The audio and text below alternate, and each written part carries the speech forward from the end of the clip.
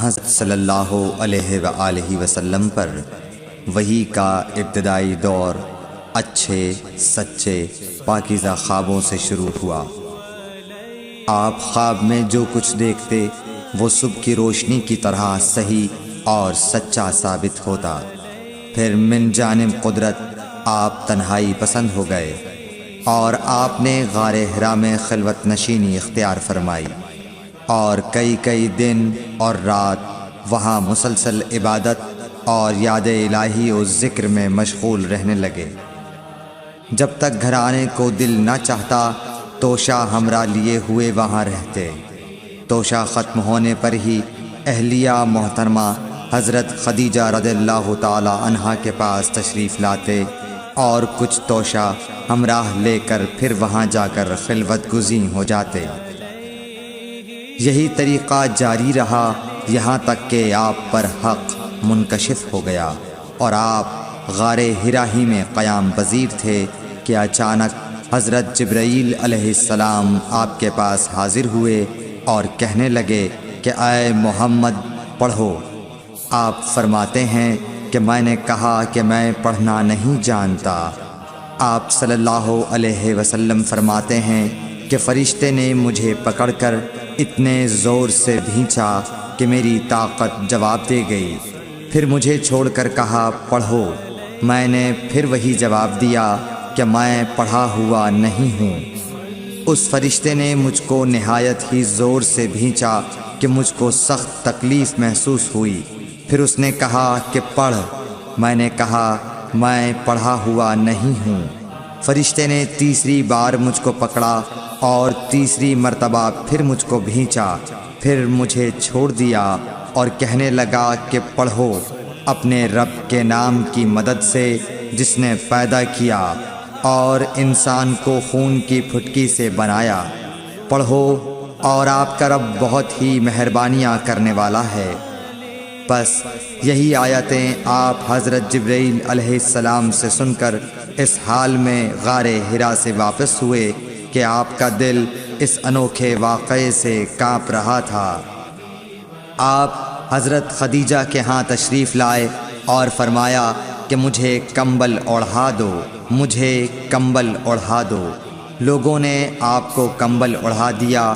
جب آپ کا ڈر جاتا رہا تو آپ نے اپنی زوجہ محترمہ حضرت خدیجہ رضی اللہ تعالی عنہا کو تفصیل کے ساتھ یہ واقعہ سنایا اور فرمانے لگے کہ مجھ کو اب اپنی جان کا خوف ہو گیا ہے۔ آپ کی اہلیہ محترمہ حضرت خدیجہ رضی اللہ تعالی عنہا نے آپ کی ڈھارس بندھائی اور کہا کہ آپ کا خیال صحیح نہیں ہے۔ اللہ کی قسم آپ کو اللہ کبھی رسوا نہیں کرے گا۔ آپ تو اخلاق فاضلہ کے مالک ہیں۔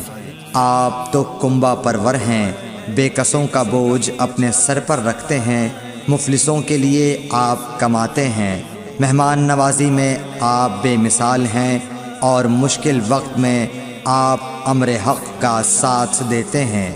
ایسے اوصاف حسنہ والا انسان یوں بے وقت ذلت و خواری کی موت نہیں پا سکتا۔ پھر مزید تسلی کے لیے حضرت خدیجہ رضی اللہ تعالی عنہا آپ کو ورقہ بن نوفل کے پاس لے گئیں جو ان کے چچا زاد بھائی تھے اور زمانہ جاہلیت میں نصرانی مذہب اختیار کر چکے تھے اور عبرانی زبان کے کاتب تھے۔ چنانچہ انجیل کو بھی حسب منشاء خداوندی عبرانی زبان میں لکھا کرتے تھے۔ انجیل سریانی زبان میں نازل ہوئی تھی، پھر اس کا ترجمہ عبرانی زبان میں ہوا۔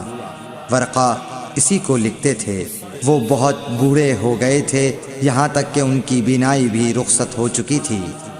حضرت خدیجہ رضی اللہ تعالی عنہا نے ان کے سامنے آپ کے حالات بیان کیے اور کہا کہ اے چچا زاد بھائی، اپنے بھتیجے محمد صلی اللہ علیہ وسلم کی زبانی ذرا ان کی کیفیت سن لیجئے۔ وہ بولے کہ بھتیجے آپ نے جو کچھ دیکھا ہے اس کی تفصیل سناؤ۔ چنانچہ آپ صلی اللہ علیہ وآلہ وسلم نے از اول تا آخر پورا واقعہ سنایا، جسے سن کر ورقہ بے اختیار ہو کر بول اٹھے کہ یہ تو وہی ناموس معزز رازدان فرشتہ ہے جسے اللہ نے حضرت موسیٰ علیہ السلام پر وحی دے کر بھیجا تھا۔ کاش میں آپ کے اس عہد نبوت کے شروع ہونے پر جواں عمر ہوتا، کاش میں اس وقت تک زندہ رہتا جب کہ آپ کی قوم آپ کو اس شہر سے نکال دے گی۔ رسول کریم صلی اللہ علیہ وآلہ وسلم نے یہ سن کر تعجب سے پوچھا کہ کیا وہ لوگ مجھ کو نکال دیں گے، حالانکہ میں تو ان میں صادق و امین و مقبول ہوں؟ ورقہ بولا، ہاں یہ سب کچھ سچ ہے، مگر جو شخص بھی آپ کی طرح امر حق لے کر آیا لوگ اس کے دشمن ہی ہو گئے ہیں۔ اگر مجھے آپ کی نبوت کا وہ زمانہ مل جائے تو میں آپ کی پوری مدد کروں گا۔ مگر ورقہ کچھ دنوں کے بعد انتقال کر گئے، پھر کچھ عرصے تک وحی کی آمد موقوف رہی۔ صحیح بخاری حدیث نمبر 3۔